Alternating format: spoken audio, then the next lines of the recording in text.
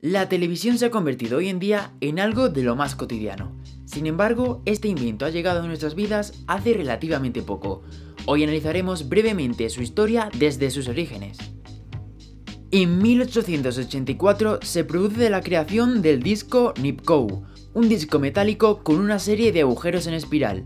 Al girar, cada agujero recibía una parte de luz reflejada por la escena que estaba siendo rodada. Era el primer aparato capaz de transformar una imagen en impulsos eléctricos. En 1897 se crean los tubos catódicos, una tecnología que permitía visualizar imágenes mediante un haz de rayos catódicos. En 1926 se produce por fin la primera retransmisión de la historia. John Logie Baird realizó la primera retransmisión de televisión, eso sí, sin sonido. Eran imágenes de una marioneta llamada Stocky Bill. En 1937 se crea la primera televisión electrónica. La implementación de los tubos de rayos catódicos tendría gran trascendencia en la televisión, si bien no se pudo integrar debido a las deficiencias tecnológicas hasta entrado el siglo XX. 1940 se crea el sistema NTSC. Más adelante explicaremos las características más relevantes de este sistema. En 1950 se crea la primera televisión de color. Parecía magia, pero no, era real. Y ahora sí, poco a poco vamos entrando en España, y es que en 1952 se crea Televisión Española. Estaría 4 años con emisiones en pruebas. Era la primera cadena de la historia en España. 1956 se desarrolla el primer magnetoscopio, un aparato que permitía grabar imágenes en cinta magnética, conocido como VTR. Nos adentramos en la etapa de la historia de la televisión en España conocida como Paleotelevisión.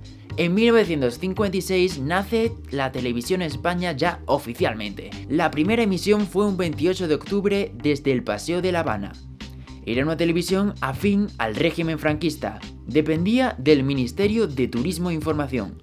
En 1963 llega la emisión diaria gracias al vídeo, que permitía grabar programas y emitirlos con posterioridad. Un gran avance para la televisión, ya que hasta entonces los programas debían ser en directo y era muy complicado mantener una emisión continua. En 1963 también llega el sistema PAL.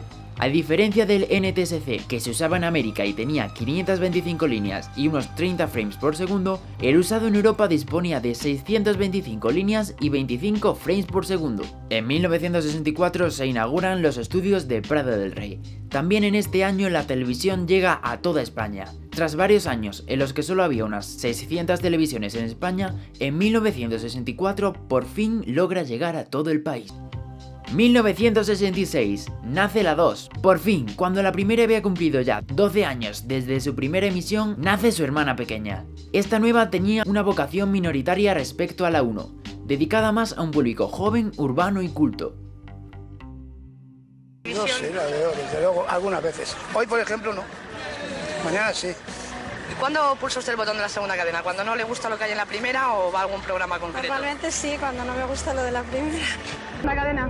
Pues casi más que la primera, sí, porque tiene programas de más calidad, lo mismo en películas que en programas culturales. En 1969 se producen dos grandes emisiones. Una de ellas es la primera emisión en color en España. Era el Festival de Eurovisión. Esto fue gracias a los ingleses, que nos prestaron sus potentes cámaras de la BBC para retransmitirlo. Este mismo año se retransmite la llegada a la luna, con los discos Nipkow, un hecho que marcaría la historia de la televisión, e incluso hoy en día se llega a cuestionar que fuese real. En 1972 se realizan grandes producciones, una de ellas fue el 1, 2, 3 Responda otra vez, dirigido por el mítico Chicho Ibáñez Serrador. 1977, por fin, el color llegaba a la primera. Claro, la 2 no se podía quedar atrás y lo hizo en 1978. Cambiamos de etapa, llegamos a la conocida como la competencia. En 1979, Televisión Española pasa a un organismo público independiente. Se quiere liberar de la manipulación que había sufrido en el régimen franquista. Pasa a depender de la Administración Pública de Medios de Telecomunicaciones. 1983 nace la ley del tercer canal. Llegan televisiones autonómicas como TV3, Telemadrid, TVG, EITV o el Gran Canal Sur. Se funda Forta, la Federación de las Televisiones Autonómicas. Y ahora llegamos a la neotelevisión, la tercera etapa. En 1990 y concretamente el 25 de enero comienzan las emisiones oficiales de Antena 3, fundada justo un mes antes. Se acababa así con el monopolio de televisión española. De Levante en las costas del Estrecho. Saddam Hussein, menos de 15 días en los que se va a intentar, se lo sigo contando sin luz. El 3 de marzo se produjo la primera emisión oficial de Telecinco y el 8 de junio las de Canal Plus. Este último era un canal de pago con emisiones codificadas exclusivas para abonados, aunque estaba obligado a emitir 6 horas en abierto. En 1998 se evoluciona y se llega a los primeros televisores digitales. Año 2000, llega la IPTV, un sistema de distribución de canales de pago a través de internet. Hoy en día es muy usado, como por ejemplo Movistar Plus, que te permite ver televisión en directo, pausar o retroceder el programa.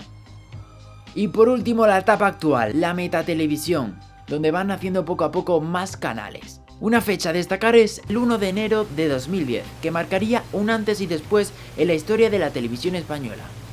El 1 de enero de 2010 se produjo el apagón analógico. Además, a partir de esa fecha Televisión Española no podía emitir publicidad. Y este ha sido un breve repaso de cómo hemos llegado a la televisión de hoy en día. Poco a poco vamos avanzando cada vez más rápido, así que dentro de unos años tendremos mucho más que contar.